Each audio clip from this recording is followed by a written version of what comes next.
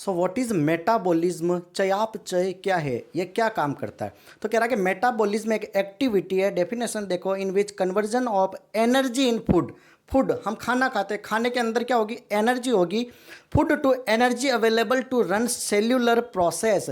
जो खाना हम खाते हैं, खाने के अंदर क्या होती है, एनर्जी होती है। अब वो एनर्जी क्या करेगी, एनर्जी क्या करेगी, फर्दर प्रोसेस होकर उस एनर्जी को हम बॉडी के अंदर यूज़ करेंगे। अब जो खाने के अंदर जो एनर्जी होती है, उस एनर्जी का हम यूज़ सेल्यूलर प्रोसेस के लिए करते हैं। फॉर एग्जांपल दौड़ना, चलना, किसी काम को करना, तो वो एनर्जी खाने से मिलती है। तो इसी को हम बोलते हैं दैट इज़ मेटाबॉलिज्म। अब कुछ खाना हमने खाया, उससे जो एनर्जी मिली, उसके बाद कुछ वेस्टेज भी निकलेगा। क्लियर है? तो इसको डिस्कस करेंगे। तो मेटाबॉलिज्म में दो टर्म आती है, कैटाबॉलिज्म एंड एनाबॉलिज्म।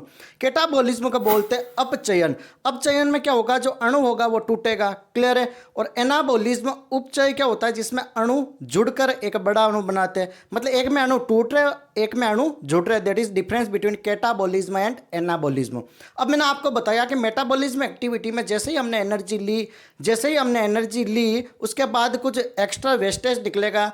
उस वेस्टेज के बारे में डिस्कस करेंगे। मोस्ट इंपॉर्टेंट जो मैक्रो न्यूट्रिएंट होते हैं बॉडी में, वो होते हैं कार्बोहाइड्रेट, फैट एंड प्रोटीन। तो कार्बोहाइड्रेट जो वेस्ट निकलेगा that is carbon dioxide and water.